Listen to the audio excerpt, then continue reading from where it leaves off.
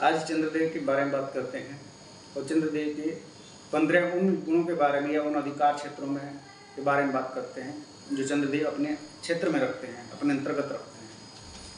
सबसे पहला आता है चंद्रमा मनोसो जाते। चंद्रमा से मन को जाना जाता है। किसी के भी मन में क्या चल रहा है ये चंद्रमा से पता लगाया जा सकता है।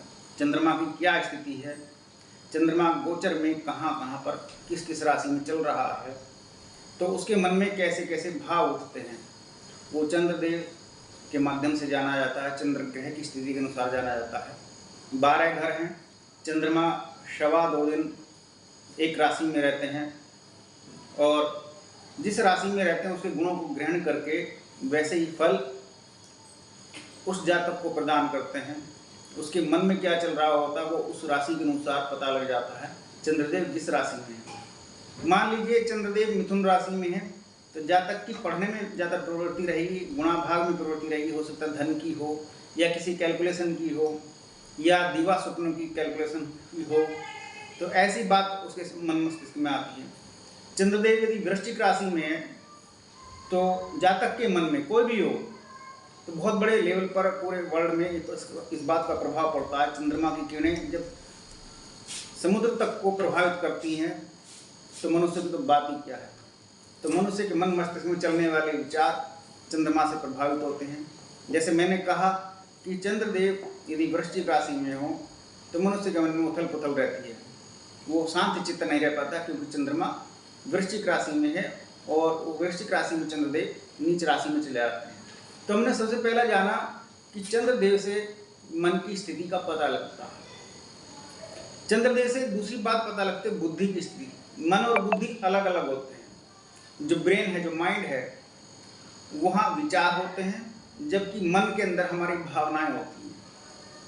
तो जो ब्रेन है उसकी यानी बुद्धि जहाँ विद्यमान है, बुद्धि के 2 पार्ट बतलाए गए हैं, कॉन्शियस और सबकॉन्शियस पार्ट। तो दोनों का प्रतिनिधित्व चंद्रदेव करते हैं।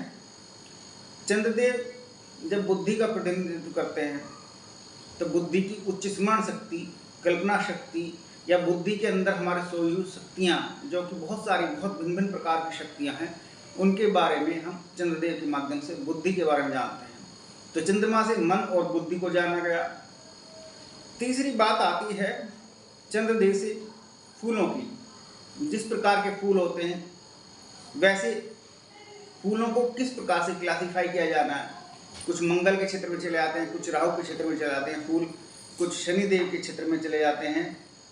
तो इन सब से संबंधित समस्त प्रकार के फूल वो चंद्रदेव के अंतर्गत आ जाते हैं। तीसरा आता है निद्रा। चंद्रदेव निद्रा के मान लीजिए स्वामी ही हैं, क्योंकि चंद्रदेव निद्रा को अपने अंतर्गत अधीन रखते हैं। जिस मनुष्य का चंद्रमा बिगड़ गया, समझो उसकी निद्रा बिगड़ गई और रात्रि को ढंग से नींद नहीं ले सकता, शांत चित्त नहीं रह सकता, जबकि जिसका चंद्रमा उच्च का बढ़िया है, वह उच्च स्मरण शक्ति, उच्च कल्पना शक्ति के साथ साथ अपनी निद्रा भी बढ़िया रखेगा, उसके अंदर हमेशा पॉजिटिव एनर्जी बनी रहेगी। ये चंद्रदेव का तीसरा प्रधान गुण आपको मैंने बतलाया। इसके अलावा चंद्रदेव के माध्यम से जो कुछ जाना जाता है उसमें सुगंध भी आती है। किसी भी प्रकार की स्मेल वो चंद्रदेव से जानी जा सकती है। गंध में सुगंध विशेष रूप से बात करें तो शुक्र ग्रह के क्षेत्र में चली जाती है और गंध किसी भी तरह की हो तो वो चंद्रदेव के अंतर्गत आती है। कई प्रकार के साधक भिन्न भिन्न प्रकार की अलौकिक साधनाएं करते हैं और इन अलौकिक साधनाओं में मनुष्य के सामने कई प्रकार की ऐसी प्रवृत्तियां उत्पन्न होती हैं। चित्तवृत्तियों के अंतर्गत पैरासाइकोलॉजी के क्षेत्र में जाते हैं तो वहाँ उनके साथ भिन्न भिन्न प्रकार के खेल होते हैं। जब ये खेल होते हैं तो उनको बहुत सारी चीज़ें दिखलाई देती हैं, बहुत सारी चीज़ें नहीं दिखलाई देती। कुछ महसूस होती हैं, कुछ स्पर्श भी होती हैं, लेकिन उनका अस्तित्व फिजिकल रूप में नहीं होता। तो ये क्षेत्र जो जाता है निद्रा के साथ ऊपरी भाग का, ये चंद्रदेव के अंतर्गत ही आ जाता है। और इसके अलावा एक मस्तिष्क का विशेष रोग जिसको अपस्मृति बोलते हैं, शॉर्ट टर्म मेमोरीज। वो शॉर्ट टर्म मेमोरीज, आपने गजनी फिल्म देखी होगी, उस गजनी फिल्म में वो जो हीरो था वो उसकी जो प्रधानता है, उसकी प्रधानता है कि वो अपनी स्मृति को भूल जाता है, बार बार याद आती है, कुछ यादें आती हैं फिर बाद में कुछ भूल जाता है। तो ये शॉर्ट टर्म मेमोरीज का जो रोग है ये चंद्रदेव के अंतर्गत आता है। इसके बाद आगे बातें करें तो एक हमारी बॉडी में एक ऑर्गन और है, स्प्लीन, तिल्ली, जिसको हिंदी में प्लीहा भी बोलते हैं, गुल्म भी बोलते हैं। तो उसमें से एक कोई हार्मोन्स निकलता है जो हमारे पेट के अंदर डाइजेशन में काम करता है। यदि यह अंग बीमार हो जाए, किसी पीड़ा से ग्रस्त हो जाए, तो मनुष्य के अंदर शरीर में टेम्परेचर की मात्रा बिगड़ जाती है, डाइजेशन की बिगड़ जाती है, ज़्यादातर बुखार रहने लगता है। तो लोग इसको ताप तिल्ली भी बोलते हैं। तो ताप तिल्ली का जो बुखार है वो चंद्रदेव के अंतर्गत आता है। इसके अलावा आगे चलते हैं तो शनिदेव, हालांकि मैं शनिदेव की आराधना करता हूँ तो इसलिए मेरे मुख पर बार बार शनिदेव का नाम आ जाता है, हालांकि मैं चंद्रदेव के बारे में वर्णन कर रहा हूँ। तो चंद्रदेव से एक शीत ज्वर के बारे में जाना जाता है, जो ठंड लग करके बुखार मनुष्य को चढ़ता है, वो बुखार चंद्रदेव के अधिकार क्षेत्र में आता है। इसके अलावा हृदय का जो भौतिक स्वरूप है, जो आप देखते हैं एनाटॉमी में, वो भौतिक स्वरूप सूर्यदेव के अधिकार क्षेत्र में है। लेकिन हृदय की जो भावना है, जैसा कि मैंने मन का भाव कहा, जो हृदय की भावना है, जहाँ भाव प्रधान होता है, वो चंद्रदेव के अधिकार में आता है।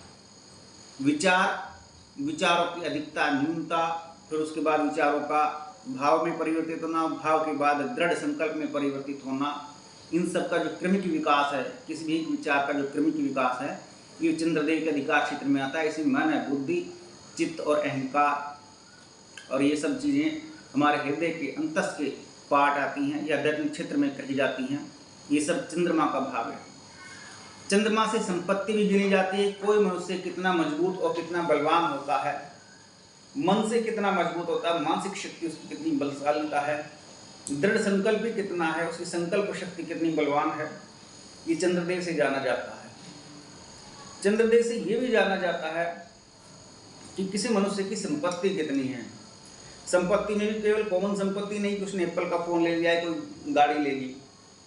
संपत्ति में चंद्रदेव से ऐश्वर्य देखा जाता है। किसी भी मनुष्य का अगर ऐश्वर्य देखना हो तो चंद्रदेव की कैलकुलेशन कीजिए। चंद्रदेव को कौन कौन से ग्रह देख रहे हैं, उनसे क्या क्या प्राप्त होता है। कई ग्रह केवल गुण ही गुण प्रदान करेंगे और कई ग्रह केवल और केवल संपत्ति प्रदान करेंगे। ये चंद्रदेव संपत्ति के स्वामी हैं, किसी भी के भी जीवन में उसके ऐश्वर्य के स्वामी हैं, वैभव के स्वामी हैं। चंद्रदेव से संपत्ति और ऐश्वर्य और वैभव, ये इसे वस्तुएं गिनी जाती हैं। इसके अलावा चंद्रदेव से समस्त प्रकार की स्त्रियां, जिन सब से आपका लिंक है, वो भी देखा जाता है। जो लिंक है वो भी देखा जाता है। अब लिंक किस प्रकार से हो सकता है? किसी भी प्रकार की स्त्री के साथ यदि कोई पुरुष है तो पहला तो सबसे पहले माता का ही आता है, फिर बहन का आता है, भाभी का, मौसी का, चाची का, ताई का, जितने समस्त प्रकार के रिलेशंस हैं, ये सब चंद्रमा के अधिकार क्षेत्र में है। लेकिन यदि स्त्री प्रेमिका या पत्नी बन जाए तो वो अधिकार क्षेत्र शुक्र के अंतर्गत चले जाते हैं। तो ये चंद्रदेव के मैंने जो कुछ गुण कहे या उनके अंतर्गत आने वाले अधिकार क्षेत्र में बातें कही हैं, ये चंद्रदेव का विषय है। चंद्रदेव के बारे में जानने के लिए आप जुड़े रहिए। आगे की मैं और बखान करूँगा, आगे बतलाऊँगा कि चंद्रदेव से और क्या क्या जाना जाता है। आज के लिए इतना ही, धन्यवाद।